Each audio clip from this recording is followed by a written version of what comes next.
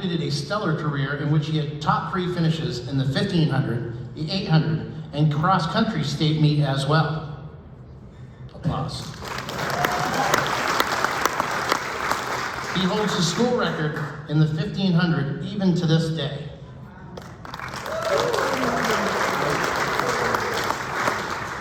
Tim then went to East Lansing, Michigan, and Michigan State University, home of Magic Johnson. From little old Red Village at East Linden, and he put together a Hall of Fame career there as well. In 1987, Tim set the MSU school record in the 1500 meter run with a time of 3:41.06. That's equivalent to a 3:57 mile. At the time, he was the only native Vermonter to run under a 4-minute mile.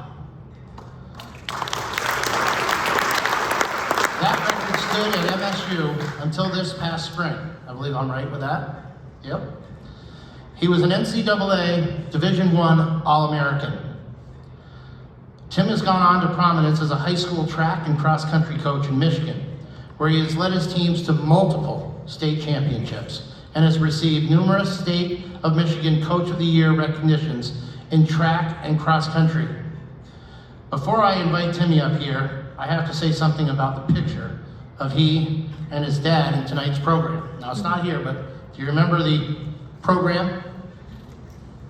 I don't think Timmy's mom wanted me to share that, but we've had a lot of iconic photographs of athletes and icons at LI. But that picture is one of the greatest I've ever seen.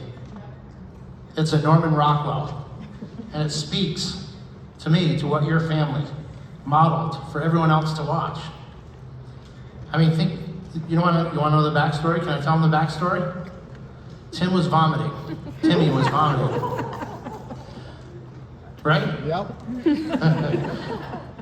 And I think, Mr. Simpson was kind of doing a chemistry experiment at the time. I'd like to welcome to the microphone one of the most accomplished runners in LI and Vermont history, and now a Linden Institute Athletic Hall of Famer, Timothy Simpson.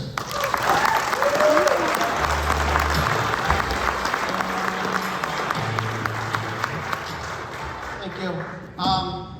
So sitting back here, first year gave me the 5-minute time limit. I'll try to keep that anyway, but my goal is to be under time, but I don't know if I'll make it here. I looked at these guys and women before me, and you didn't mention my ski career.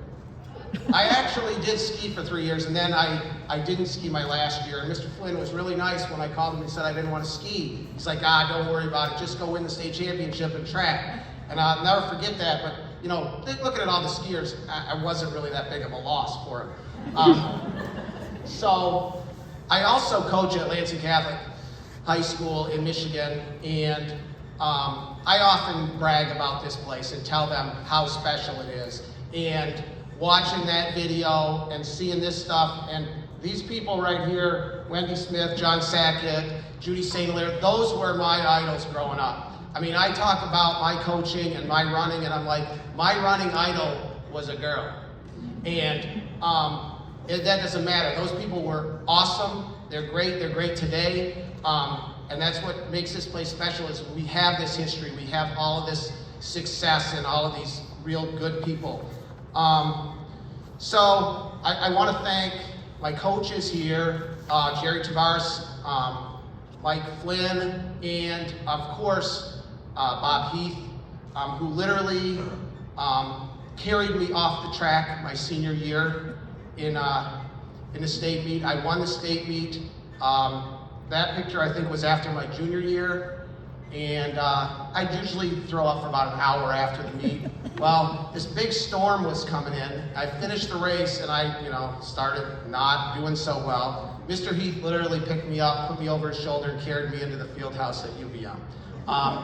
He's a great coach, mentor, athletic director, just awesome person that had a big impact on me going forward in my athletic career, my coaching career, everything else. So I want to thank him and his family. he meant a lot to me. I want to talk about a little bit. I went to Michigan State and I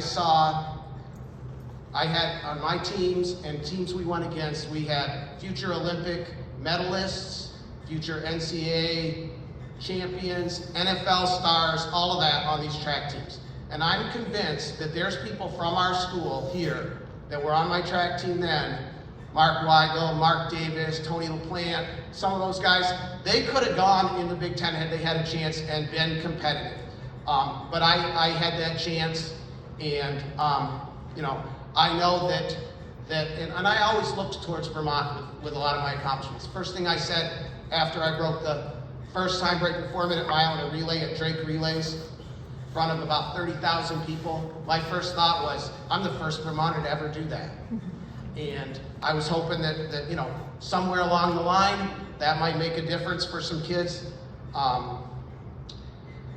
So I did a lot of things there. One thing I took from LI, and I think it went into my my athletic career at MSU, was at MSU, I don't know if you guys follow it, MSU's the Spartans, green and white ones. Our rivals, University of Michigan, always a little overhyped, big whatever. Kind of like LI St. J here, you know? I mean, we as Spartans, we as Vikings are proud of who we are, and we are not going to change that. And if anybody else can be whatever they want to be and think that they're better, whatever, we're proud of who we are. So I was proud that when I went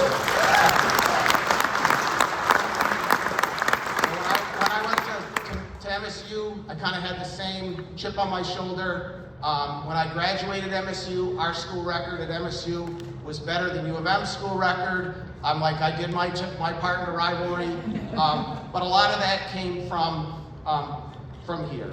I think, you know, I lived in Lindenville for about 10 or 12 years. I've lived in Michigan for 40 years. You ask me today where I'm from, anybody in Michigan, where are you from? If I see a Vermont car, whatever, I'm from Vermont, I'm from LI. And when I went there, these kids had run a lot more than me and done a lot more than me as far as like nicer tracks, nicer facilities, all sorts of stuff. It didn't matter. I feel I was successful not despite where I came from in this little small remote place in the northeast part of the United States. I felt I was successful because of where I came from. So today, watching all this, I'm super proud to be an LI Viking and have represented us all along the way, and I'm going to be a Viking forever, so thank you so much.